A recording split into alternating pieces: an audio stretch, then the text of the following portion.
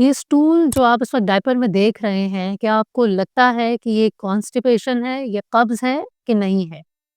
ये बच्चे ने 5 दिन के बाद किया है और ये करने के बाद उसने नेक्स्ट डे दोबारा इसी तरीके की पॉटी की है।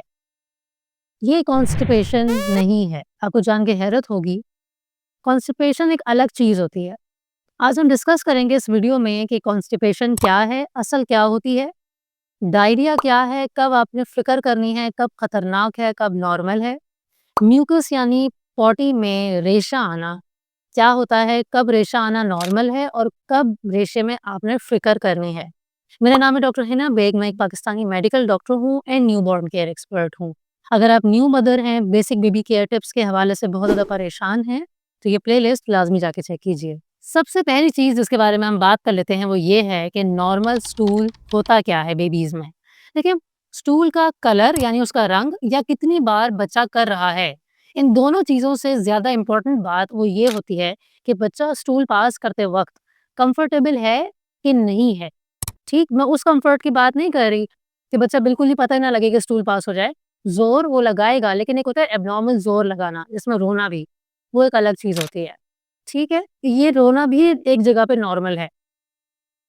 हमारे यहाँ होता ये है कि सच बात जो है वो ये कि ये नहीं पता होता कि बच्चे का स्टूल एडल्ट से बहुत डिफरेंट होता है।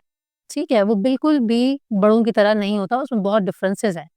अगर मैं 2 कैटेगरीज़ के बारे में बात करूँ, फॉर्मूला मिल्क और ब्रेस्ट फीड वाले बच्चे, तो जो ब्रेस्ट फीडिंग वाले बच्चे होते हैं, वो दिन में 6 से 7 मर्तबा भी स्टूल पास कर सकते हैं, 2 से 3 मर्तबा भी कर सकते हैं। एक सीक्वेंस के साथ चल रहे होंगे 10 दिन, 15 दिन, 20 दिन, 1 महीना और फिर उसके बाद उनका सीक्वेंस भी तब्दील हो जाएगा। ये सब कुछ नॉर्मल है। ब्रेस्ट फीड वाले बच्चे mostly yellow colour, mustard colour, कभी-कभी मस्टर्ड कलर एंड साथ में ग्रीन कलर की भी पॉटी कर लेते हैं। कुछ बच्चे ग्रीन हरी चटनी की तरह भी पॉटी करते हैं।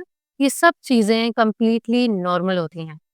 फॉर्मूला फीड बेबी के बारे में बात करूँ, तो ऐसे बच्चों को ज़ैतून के कलर की ग्रीन पॉटी आती है मोस्टली, पेस्ट लाइक होती है। कभी-कभी ये येलो भी हो सकती है, कभी मस्टर्ड भी हो सकती है, मिक्सचर भी हो सकता है, लेकिन मोस्टली ग्रीन पॉटी करते हैं बेबीज़। बहुत ज़्यादा पेरेंट्स जो है ना वो कंसर्न होते हैं कि ग्रीन कलर की पॉटी क्यों हो रही है, ये नॉर्मल है। फॉर्मूला फेड बेबीज़ ऐसे करते हैं। अब जो फॉर्मूला फीडिंग वाले बेबी होंगे वो 2 से 3 दिन के लिए 2 से 3 मर्तबा पॉटी कर लेते हैं। कभी-कभी 1 दिन छोड़ के भी पॉटी कर सकते हैं, तो ये एक नॉर्मल इनका फ़ेज़ होता है। इसमें अब ये भी एक सीक्वेंस चल सकता है, उसके बाद ये स्किप भी हो सकता है, कोई और सीक्वेंस भी बन जाएगा। अब बात करते हैं कि बेसिकली कॉन्स्टिपेशन कब्ज़ क्या है? देखिए, ये एक मिथ है जो हम समझते हैं कि बच्चे ने 2 दिन से 4 या 6 दिन से स्टूल पास नहीं किया, 6 दिन के बाद किया तो उसको कब्ज़ रहता है। ऐसा नहीं होता। कब्ज़ असल में क्या है? आपने देखा कि बच्चे ने बहुत हार्ड स्टूल किया है, बच्चा अभी सॉलिड्स पे नहीं आया, 6 मंथ से छोटा है, हार्ड स्टूल है, आपको पता लग रहा है उसमें मॉइस्चर नहीं है, बिल्कुल सूखा है, बच्चा ज़ोर लगाते हुए रोता है, बहुत ज़्यादा रोता है, ठीक है? एक नॉर्मल ज़ोर लगाना होता है जो एक अडल्ट भी लगाता है, ठीक है? तो वो एक चीज़ नॉर्मल होती है। आप देख रहे हैं बेबी का फेस रेड हो गया स्टूल पास करते हुए, ये भी कंप्लीटली नॉर्मल है। इसमें भी कोई मुश्किल वाली बात नहीं अनलेस कि आप देखें कि स्टूल पास किया बहुत तकलीफ के साथ, बहुत देर में किया और वो कंप्लीटली ड्राई था, हार्ड था। एक नॉर्मल पेस्ट लाइक स्टूल नहीं था, स्पेशली 6 मंथ से छोटे बच्चे। तो उस केस में इसको हम कॉन्स्टिपेशन कहते हैं। कभी-कभी बच्चों को स्लाइट ब्लड भी आ जाता है, तो ये सारी इंडिकेशंस होती हैं कि बेबी को कॉन्स्टिपेशन है। नेक्स्ट चीज़ है कि बेसिकली डायरिया क्या होता है? देखिए, डायरिया या मोशन लूज़ स्टूल्स होना, वो ये है कि कंप्लीटली पानी की तरह बच्चे को मोशन आने लगे हैं। वो ऐसे कि आपको पता लग रहा है कि जब बच्चा यूरिन पास करता है, तो कैसे सारा यूरिन जज़्ब हो जाता है। इसी तरीके से जो स्टूल पास करेगा बेबी, वो सारे का सारा स्टूल उसका जज़्ब हो जाएगा और ऊपर कुछ पार्टिकल्स सीड की तरह यानी कि बीज की तरह आपको लगेंगे थोड़े-थोड़े हर जगह फैले हुए। लेकिन ओवरऑल ही पूरा का पूरा एक स्टूल था जो कि जज़्ब हो चुका।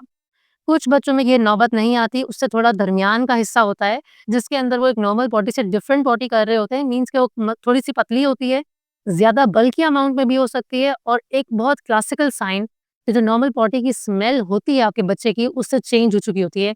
यूजुअली एक खट्टी स्मेल होती है, ठीक है? ये चीज़ें होती हैं नोट करने वाली। अब यहाँ पे खतरे की बात कब आ जाती है? देखिए, डायरिया को कभी भी आपने हल्का नहीं लेना। डायरिया एक खतरनाक चीज़ है, कॉन्स्टिपेशन से ज़्यादा खतरनाक। डायरिया में बच्चों की डेथ भी हो जाती है। इसलिए आपने बहुत ज़्यादा ख़्याल करना है कि बच्चे को हर एक एपिसोड के बाद लाज़मी ओआरएस पिलाना होता है। अब यहाँ पे 6 मंथ से बड़े बच्चे, लेकिन जो 6 माह से छोटे हैं, उन्हें माँ का दूध हर एक एपिसोड के बाद पिलाना बहुत ज़्यादा एग्रेसिवली ज़रूरी है। अब एक और बात मैं आपको बताती चलूँ कि देखें, कितना डायरिया नुकसानदेह है।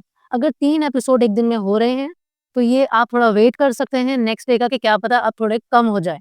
लेकिन अगर 3 मर्तबा से ज़्यादा बच्चे ने डायरिया कर लिया है, लूज़ मोशन कर लिया है, तो आपने डॉक्टर से राब्ता लाज़मी करना है।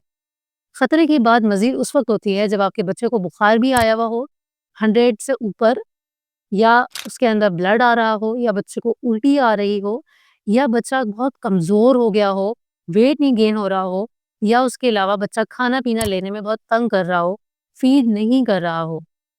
ऐसे बच्चे बहुत जल्दी डिहाइड्रेशन का शिकार हो जाते हैं, मीन्स के पानी की कमी होना शुरू हो जाती है। तो आपने फौरी तौर पे डॉक्टर से राब्ता करना होता है। नेक्स्ट थिंग इज़ रेशे वाला स्टूल, यानी म्यूकस वाला पूप हो जाना। देखिए, म्यूकस यानी रेशे के साथ बच्चा अगर स्टूल पास कर रहा है, तो इसके कॉमन और खतरनाक ना रीज़न्स जिसके नहीं है, जो कि हार्मलेस रीज़न्स हैं, उसमें नंबर 1 है कि बेबी को टीथिंग हो रही होती है, तो उस टाइम पे ज़्यादा थूक बनता है, तो वो थूक की वजह से वो रेशे की फॉर्म में स्टूल में भी आता है, तो ये एक हार्मलेस चीज़ होती है। बच्चे का कभी-कभी जो गट सिस्टम है वो इमैच्योर होता है, मीन्स कि बहुत छोटा बेबी है अभी 1, 2, 3 मंथ्स का, तो उनके गट अभी बहुत इमैच्योर है, उस केस में भी रेशा आना नॉर्मल सी बात है। कहाँ पे खतरनाक है, जब आपको लगे कि आपका बच्चा इसके साथ वॉमिटिंग भी करता है। अच्छा, अब यहाँ पे वॉमिटिंग वॉमिटिंग होती है, स्पिटिंग नहीं होती। जितना दूध बेबी ने पिया है वो सारा का सारा बाहर निकाल रहा है, 1 आउंस 2 आउंस, ये वॉमिटिंग है। हर फीड के बाद थोड़ा-थोड़ा दूध निकालना है, कंप्लीटली नॉर्मल होता है। आपने देखा बेबी रेशे वाली पॉटी कर रहा है, साथ में उसको बहुत ज़्यादा डायरिया हो रहा है, सीवियर डायरिया, या ब्लड निकल रहा है, या वॉमिटिंग कर रहा है, या वेट गेन नहीं हो रहा। अब वेट गेन कितना होता है? 6 महीने में बच्चे का वज़न अपनी पैदाइश के वज़न से डबल हो जाना चाहिए और 1 साल के अंदर तक ट्रिपल हो जाना चाहिए। इस रेंज में है तो वेट गेन पुअर नहीं है, नॉर्मल वेट गेन है। आपने देखा बच्चा बहुत लेथार्जिक है, कमज़ोरी महसूस कर रहा है, तो ये भी एक डेंजर साइन होता है। ये तमाम वो चीज़ें हैं जब आपको खतरा महसूस करना चाहिए कि ये रेशे वाली पॉटी खा रहा है, अनलेस फिर उसके बाद ये सब कुछ नॉर्मल होता है। यहाँ पे पेरेंट्स को क्या करना चाहिए? देखिए, हकीकत ये है कि मसला बच्चे के स्टूल के साथ कम देखा गया है, पेरेंट्स में एंग्ज़ायटी ज़्यादा होती है। अगर आपको प्रॉपर बेसिक इन्फॉर्मेशन हो, जो कि इस चैनल पे मौजूद है, इस चैनल पे ऑलमोस्ट तमाम बेसिक चीज़ें मौजूद हैं, जो कि डॉक्टर के पास जाने से पहले आपको पता होनी चाहिए ताकि आपको तसल्ली हो सके। इसके अलावा भी अगर आपको कोई मसला है, तो आप मेरे साथ वन ऑन वन कंसल्टेशन भी कर सकते हैं।